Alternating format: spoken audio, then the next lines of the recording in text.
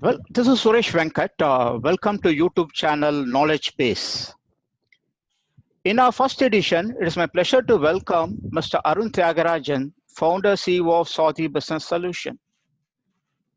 He has been running this HR services firm successfully for past 19 years. So, welcome, Mr. Arun Tyagarajan. Thank you, sir. Thank you for providing Yeah. an opportunity. So, can we know more about your organization, Saudi Business Solutions? Yeah, this was started in the year 2000 December, and we have almost completed 19 years, and we are stepped in the 20th year. And initially, we started with the domestic marketing, and down the line, it was only into HR services and consulting alone initially.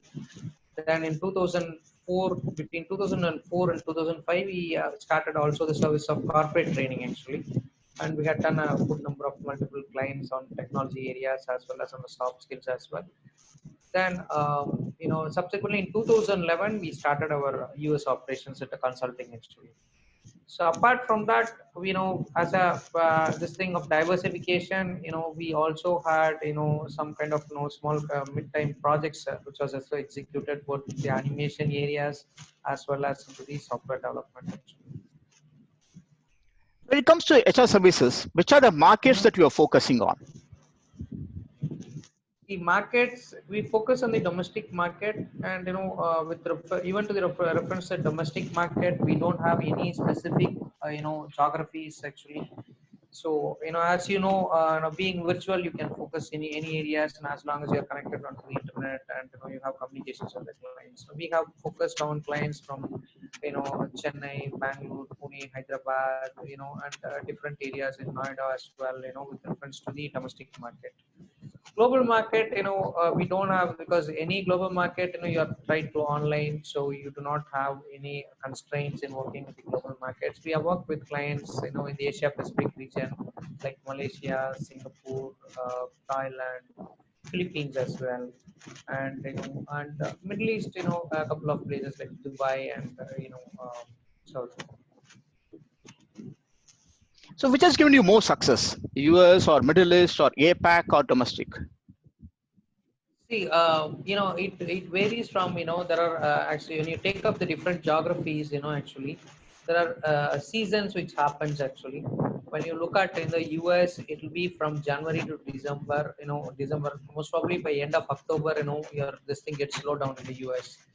Thanksgiving and things like that comes, so 3-4 months you will not have business. The next, so this thing cycle starts only for the mid of February. So nearing October, almost nearing October, November, only the existing projects runs and no new projects get signed up actually. So that creates a vacuum for you. When you take up Indian market, when you look at, it's going to be April, from March, from December, after January it's going to slow down because year ending is coming and things like that. And you have the budgets allocated to the client for that financial year gets over, and only in case of any critical requirements they hire during that period. And after that, when the market is very pretty good, also the same thing happens actually. Not only now, even during that time, then it starts only by the April they start raising the budget. June, July, once the the everything, the employees, this thing, this thing appraisal, everything comes up, and only then again the hiring cycle starts. That's how it goes about. In Middle East, you have normally Middle East market is very slow when compared to other markets. They take time to process and everything, and especially during the during the month of Ramadan and things like that, you have a long gap actually. Asia Pacific market is okay, Singapore, Malaysia, they have their own, and their thing is between from January to the Chinese New Year and kind of things, you have a slowdown actually. Mhm. So, how do you scale up your team? Or you have a separate team for each location, or you have one team managing the requirements for all the zones? If that is the US case, how do you team, scale up the training? How do you scale up? yeah, US team, we have a separate this thing actually, because the geographical time zone varies actually. So as you know, in the US there are 3 time zones which they normally follow: Eastern time, Central time, and the Mountain time zone that is prominently followed actually.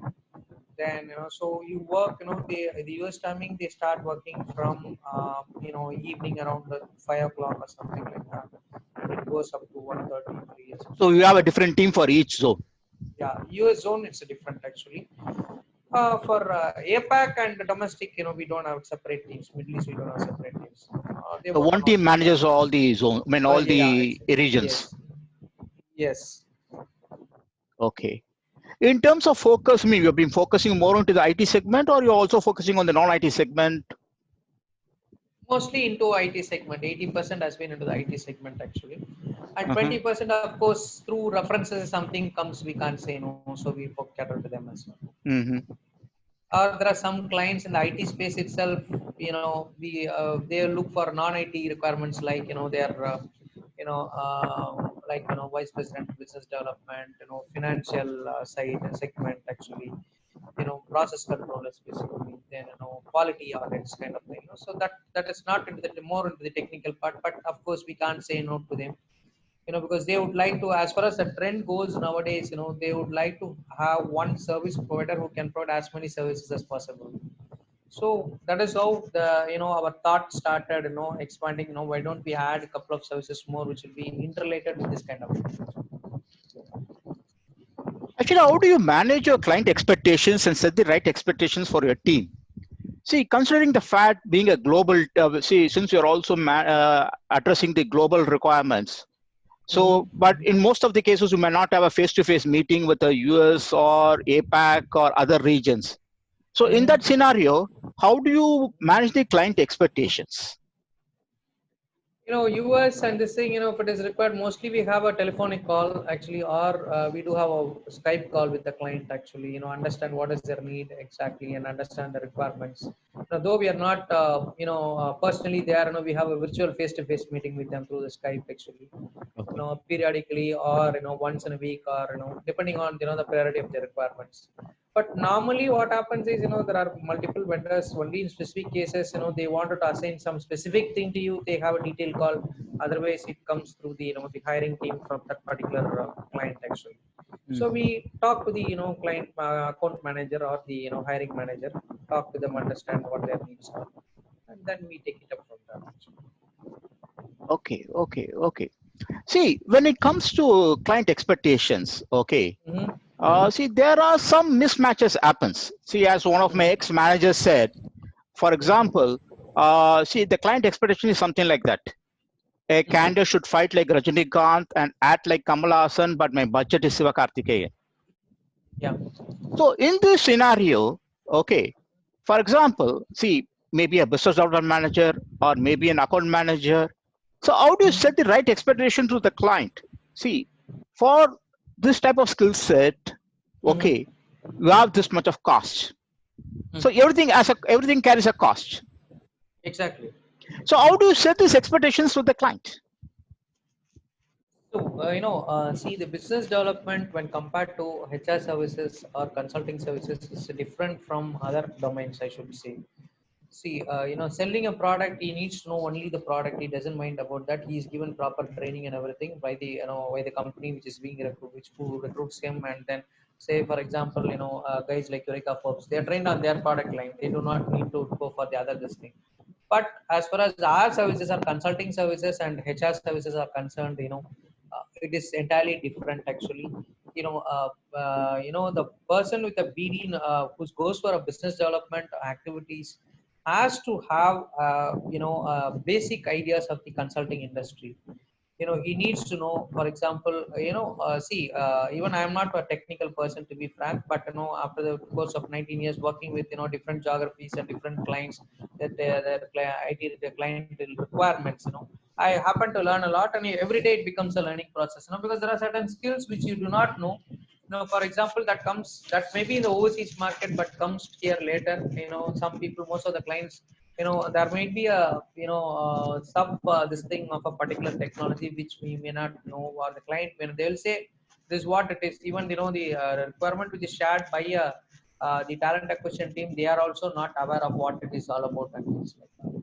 So in that case, that's what the BD person, once you can see gets a requirement from the client, he should not come in straight away. He should say, give me some time, then 1 or 2 hours or something. Let me analyze the requirement, go through it, understand what is the thing, and let me do a market analysis also. and find out, whether this budget fits into the current market rates. Then again, second thing, next thing is, where are these resources available, first of all. And the third one is, the normally every client asks, they want everything to be in the joining period, they want tomorrow. That's what they'll say. Everyone you say, they write on the board saying that these are yesterday's requirements.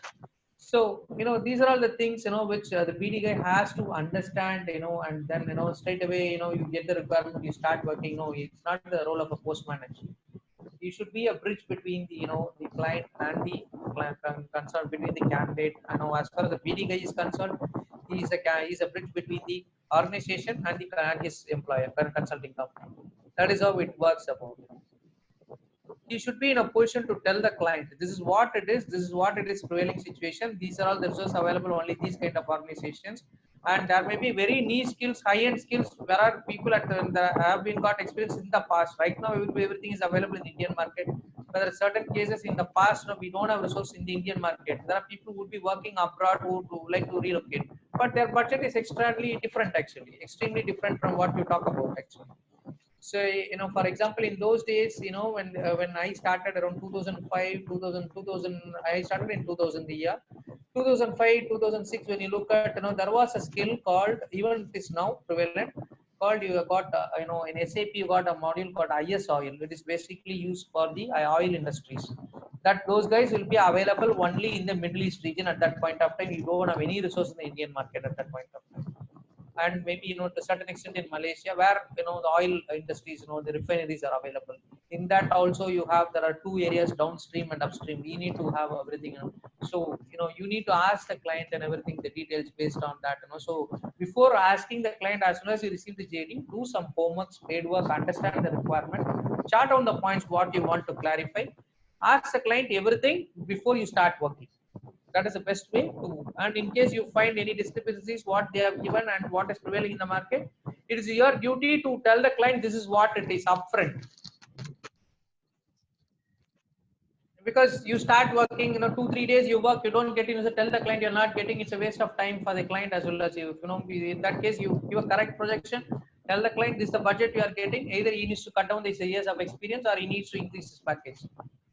Or he needs to, worst, he needs to compromise on certain aspects, getting a guy with 60%, 70% match, train him on this thing for a period of 1 week or something, and then deploy him as a project. See, when it comes to setting up an internal team, internal delivery team, yes, which is very crucial for any organization's success. So what are the 3 attributes you see before hiring a team? See, to my experience. See, there are 2 levels. One is manager level hiring, then a team member level hiring. Yeah. So what are the attributes that you see? See, managerial level hiring, I have not done any direct managerial hiring so far actually. Very rare actually in out of 20 years of experience to my internal team talking about. So when we started, we started all hiring freshers actually. So train them on the this thing. Initially, give them a primer. What is your internal process on how do you recruit? What are the sourcing methodologies you have, and kind of things, and the various aspects you cover in the normal recruitment process methodologies. Then you tell them, what are the the process, like quality process. You have a HR recruitment process we have set, which has been set out of my own experience by interacting with various clients actually. Those things, you just give and enlighten them this is what it is, then ask them to, you sit with them, you handhold them, ask them to review the resumes which you have received for a requirement, make them understand, and tell them, tell them, guide them, this is what we need to look in each and every profile, this is how it goes about, and things like that. They do the shortlisting. After that, after giving a primer on the job training, they share the resume to me. Then I call the recruiter, then go through the resume and tell them if sometimes it becomes a match, sometimes it doesn't. What is not matching, why it is not matching, we need to tell them, we need to give a valid points to them, so they understand, and from the next time they start working. And then the next step would be, you start working on the calling with the candidate. Once you get the resume, you need to validate the resume with the candidate. So that also doesn't happen like that. No, once you receive, you take the call, speak to the candidate directly. No, it's not like that. Make them sit with you, make 2 or 3 calls in front of them as per the requirement, and ask various questions and ask them to listen, chart down the points, and then in case they have any clarification, clarify it. Then after that, you ask them to make the recruiter a call, you sit in front of them, analyze, and then it's something like hand holding them, and to a certain point, and then make them to do an individual role actually. So when you become a this thing, those are the people who are trained. They have become a lead for me so far. So what are the tools? See, there's something called, say, for example, when you hire managers or when you hire a team, say normally what the business owners thinks, okay, I pay him salary, okay, he's supposed to give me the results. The most importantly, these business owners miss a point, enablers. When I say enablers, the tools. So what are the tools that I'm required to give to the team to make them successful? See, paying salary to the team alone does not give me success. I have to give them the enablers.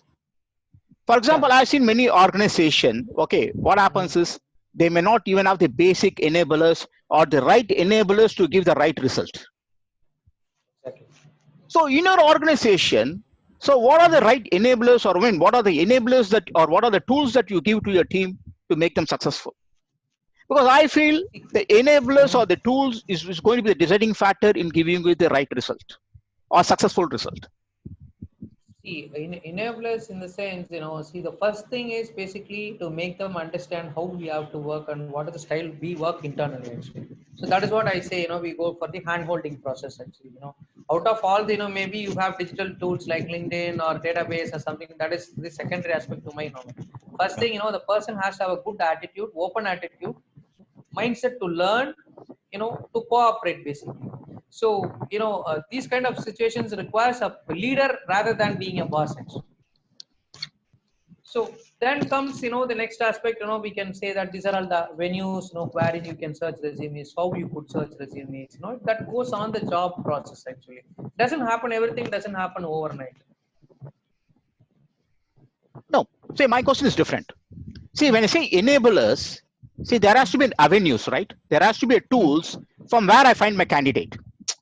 For example, where I find my job seeker, see, the talking, the training, that's all different. But where do I find my resource? Where do I find my audience? Very simple. For example, if I'm going to recruit for SAP, or if I'm going to recruit for data warehousing, for Polaris or Virtusa, so where do I have my audience? Do I have my audience in Naukri, or do I have audience in any job boards, or do I have my audience in social media? See, or I have built my internal data bank. See, there are different avenues we used parallelly actually. The first and foremost is your internal database, which has to be built over a period of time, that we have done for each and every skill sets we have, experience wise, location wise, we have built up a database. The first thing to be touched upon is our internal database, I'll tell you, which will be majorly around, so you can split actually. So how long it takes to build it? See, for example, building an internal database is not a one-day job. Since you have been in the industry for 19 years or close to 20 years, typically how many years or how long it takes to build an internal database, say, of around 1 lakh profiles or 1 lakh candidates? How long it takes? See, every requirement, you get from the client, it's not the same requirement every day. It varies. Every resume, when you look at, it may not be fit into your this particular requirement, but that resume will have some values which could be used on a later time. So, it doesn't mean that, you have 1 lakh database, you have all the database. No, it's not like that, because new emerging technologies keep coming then and there actually. Yeah. It happens, every day it's a process of building a database. When you get up for a requirement, if you get 5 to 6 profiles, 3 may match, 2 may not match for this particular requirement, but it will be useful for something else. That is where it goes, you build the database. Apart from the existing profiles which are shared to the client, that also is put in. Additionally, if it does not match to this particular requirement, that is also being stored in the database. So, as I said, 1 lakh database doesn't mean that, you have fixed a time period to 1 lakh database. It goes on and on actually. So that will be the first step. Even I feel nowadays, even the corporates do not have any internal database. They will look only at the job boards, the database access which they normally use. So As far as my experience goes, I have never used database access so far. We have used only listing of portals. That too, one portal we use sometimes it will be around the dependence and see all will be on it on 20% of it. So 30% will be on our internal database, 30 to 40%. So 20% on this thing, and the remaining 50% is through the social media. You have groups in LinkedIn actually, depending on the distinct skill sets and your connections on the LinkedIn, which they may refer, people may refer to you. This is how it goes actually. And there are specific portals. There are free portals also available for different skill sets also. Like for example, CRM, you have a separate portal. For Oracle, you have a separate portal. There are groups for Oracles, for example. ERP, you have a separate portal. So this is where you need to explore things actually. This you have done, I'm just passing on to them actually. This is where you get everything. This is where the these kind of resources are available. So do you think hiring through social media is a fashion statement or it's a reality? It's not a fashion statement, I should say. It's a reality, because you get a validation of the profiles there. The where the candidate is working. Because the duplication or the false profiles could be avoided in the social media to a certain extent, specifically on LinkedIn. Okay. Because you can analyze the connections, whom they are connected with, and where they are working, their past industry experience, everything actually from them.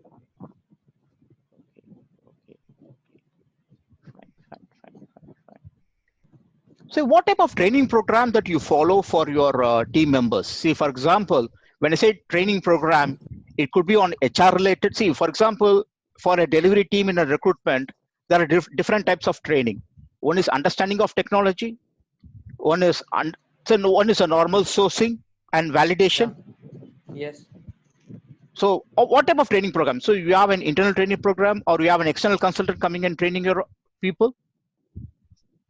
Mostly we do an internal program actually, because from the once they join, immediately they're not put on the job. I give them a computer, start working on the resumes. We do a this thing for it's a combination actually. When you take approximately, it's not the entire 1 week goes for training, not like that. Say half 3 or 4 hours on training, and the same thing is adopted practically, like on the job training after the afternoon sessions or something like that. That's how it goes. Slowly they start understanding that. That is one thing. That is a kind of see, when you take up recruitment, every as far as to my knowledge, the recruiter should know everything, from A to Z, end to end recruitment. That's how it works about. So each phase of them is given in a stepwise manner actually. Sometimes for them to have a different this thing, we also call external consultants, who on the weekends or something, Saturday or something, who come and share their values, knowledge, experience, and things like that. That happens actually.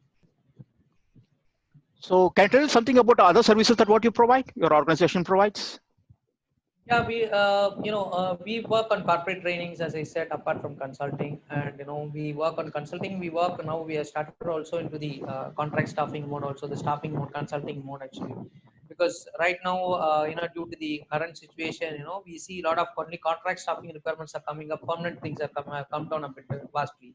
Previously, it used to be 80% on permanent and approximately, and 20% on staffing, 20 or 30%. But it's the other way around actually. Now, because I was speaking to a candidate yesterday, he said I got around 5 to 7 interview calls. All the 7 interview calls have been only on contract staffing, and he is currently in the permanent position, but he's on a bench. He says, even if I get contracting, I'm willing to join. I don't mind. That is a mindset that people have come to now actually. And another thing is, people are even organizations started planning to work remotely right now. So that is one advantage they have with respect of their locations. That is one thing. Second thing, the next one, we have started some software development projects. So we don't have an in-house team, so we do the project management. We have tied up with different technology partners who execute the projects on the coding part and other things for us. So that is one area.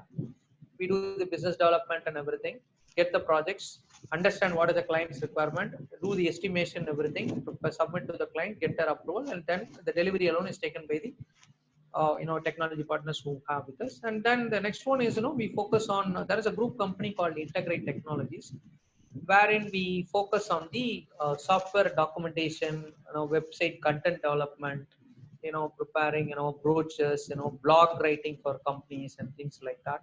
So that is one entity.